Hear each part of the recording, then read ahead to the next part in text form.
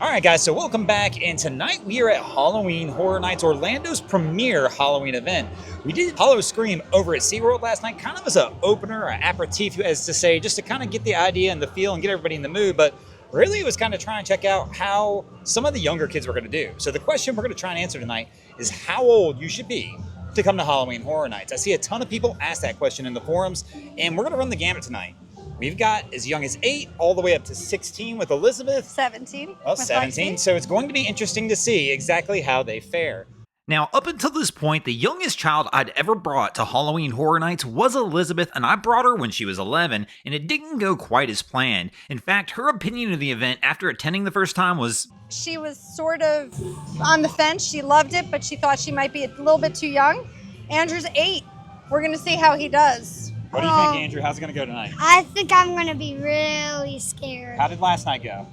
Last night was really scary. But did you have a good time? I had a good time until the end. I wasn't tall enough for icebreaker.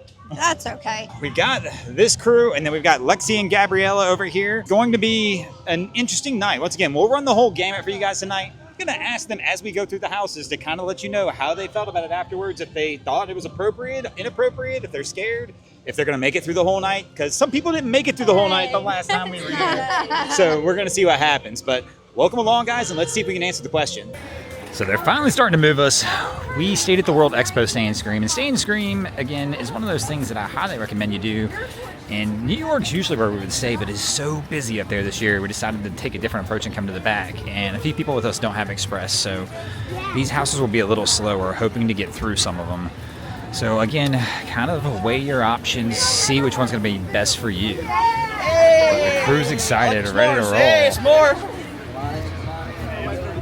I can't wait. So a little spoiler warning for you guys, we are going to carry you with us inside some of these houses. We're only going to show you just some little snippets, some highlights, not the entire house. Now, unfortunately, Universal does not allow filming or photography inside the houses, but I looked everywhere and it didn't say anything about us not being able to audio record inside the houses. So fortunately, one of our favorite theme park vloggers, Paging Mr. Morrow, graciously is allowing us to use some of his footage from Media Night, and you guys are going to get to hear Victoria and the girls scream as they go through the houses as they were mic'd up. We are walking into Eternal Bloodlines. It is our first house, Halloween Horror Nights 2024. And use their revenge and destroy Dracula's vile progeny and all the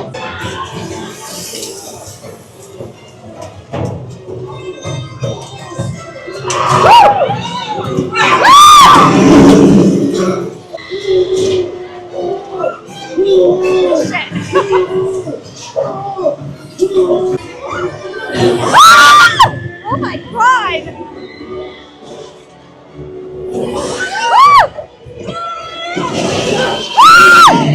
All right, so first house down. The crew, Andrew, what'd you think? That was really creepy. Oh my god. And he was smiling and laughing coming out, though, so that's always a good sign. So house one's good to go, but it is still daylight, so who knows what we'll actually see and think for the rest of this, but we're going to keep it moving, and I think the whole crew had a good time with the first one.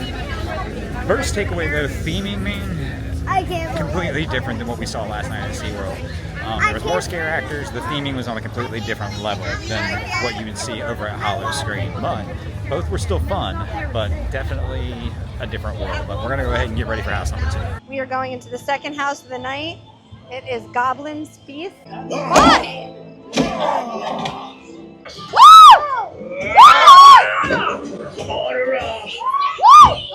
Here, you want him?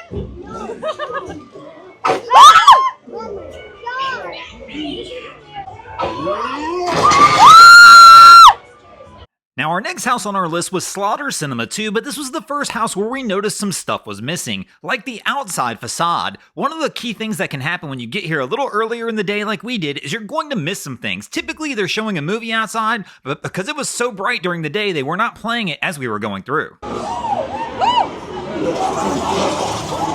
is that?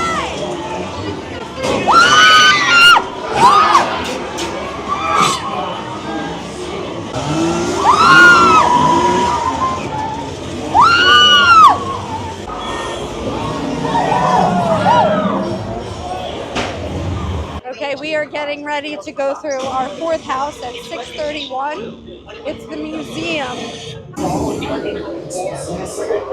Oh, he's got one arm.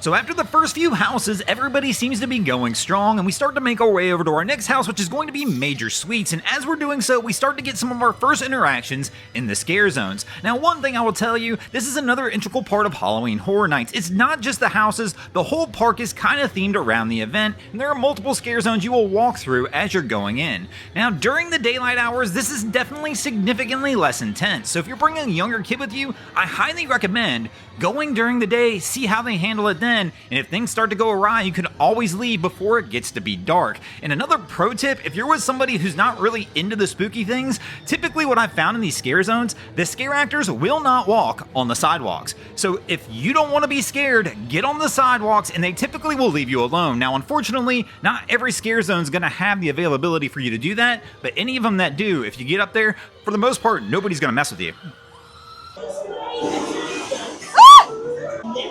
What happened?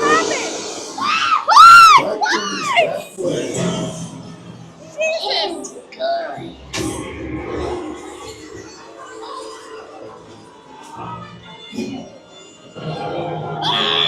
I love pig tabby! It is now 9:04. We are on our 7th house. It's Triplets of Terror. OJ, idiot!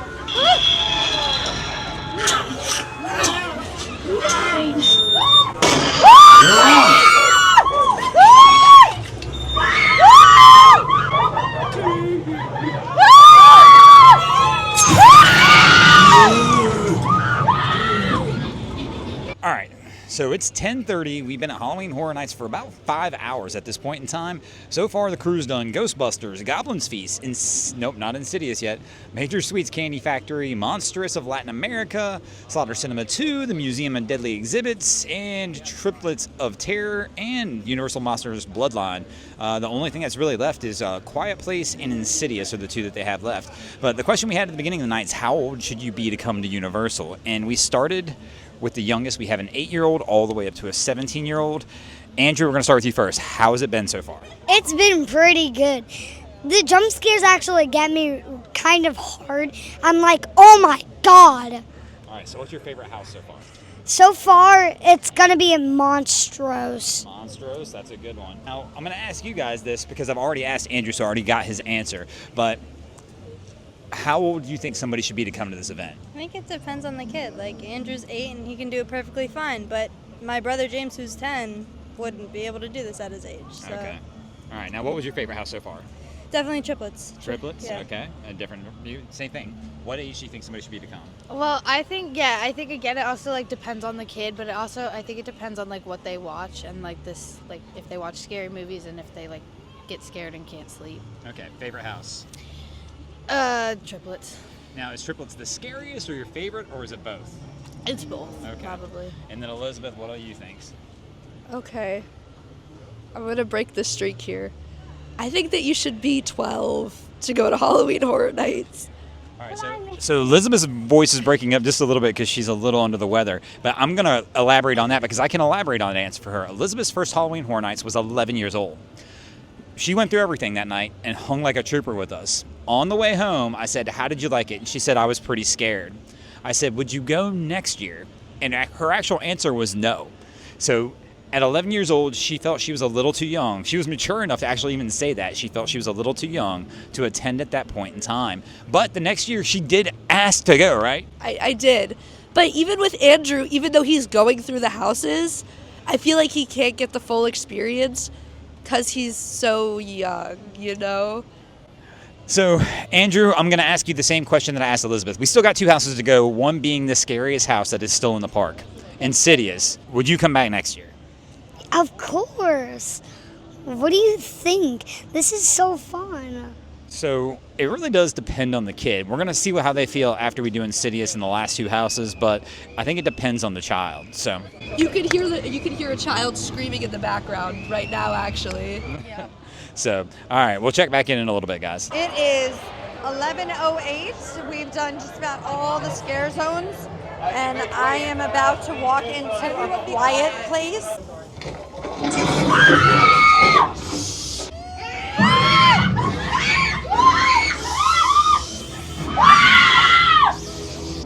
All right. It is 11:25. We are about to go into the last house of the night for us. It is Insidious. We have several hesitant passengers here. This one the most hesitant, which is just odd because she loves all things Halloween and all things scary. Oh, I found him. Where? He's over here. I don't see it.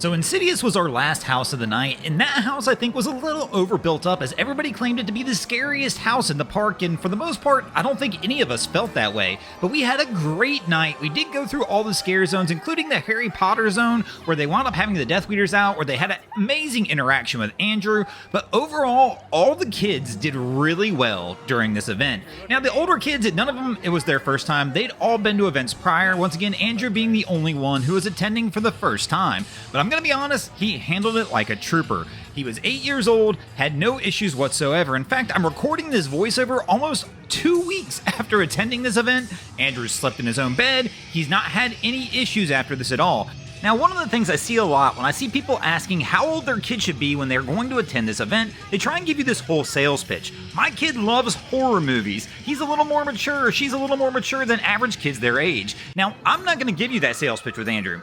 Andrew doesn't really watch horror movies, and I definitely don't feel like he's any more mature than any other 8-year-old. But one thing Andrew is an amusement park fanatic, and he completely understands that all this stuff, it's an amusement park and it's fake. So if you're gonna go with smaller kids and you can get them to understand that, you're definitely gonna be at a little bit of an advantage. Now, of course, Andrew got jump scared, but when we got out of the houses, for the most part, he just laughed about it and had a good time with it. So as to the question, how old should your child be to attend Halloween Horror Nights? As you can tell from what we've discovered here, there is no answer. Every kid's a little bit different, and you're gonna be the only one who can decide that. Now, the few things I would recommend though first, before attending Halloween Horror Nights and paying the hefty price tag to go to this event, if you're just not sure, go ahead and hit up some of the smaller events first. Maybe go to Hollow Scream at SeaWorld, or check out one of the other local amusement parks that you live near in their event before bringing your kid all the way to Orlando to find out, as you start the event, it's not something they want to participate in. Thanks for watching, crew. If you've hung out this long, you might as well hit the like and the subscribe button. One unknown fact is every time somebody hits the like and subscribe button, both Vicky and Margie smile, so the easiest way to make two girls smile is do that. Thanks for watching, crew. This one is going to be a wild one tonight, as this is the line to get in Stay and Scream. And for anybody who's familiar with this event, one of the biggest tips I would ever give you is buy Express. But not only that, when you get in park, upgrade to Unlimited Express. Usually it's about 30 bucks more. I just tried. Unlimited Express is sold out for the night. So tonight, we are going to see some lines. It is going to get ugly fast. But again, this is just the way to get into the park early. And we'll talk a little more about that with the Stay and Scream, because we're going to do it as well. But not in this one.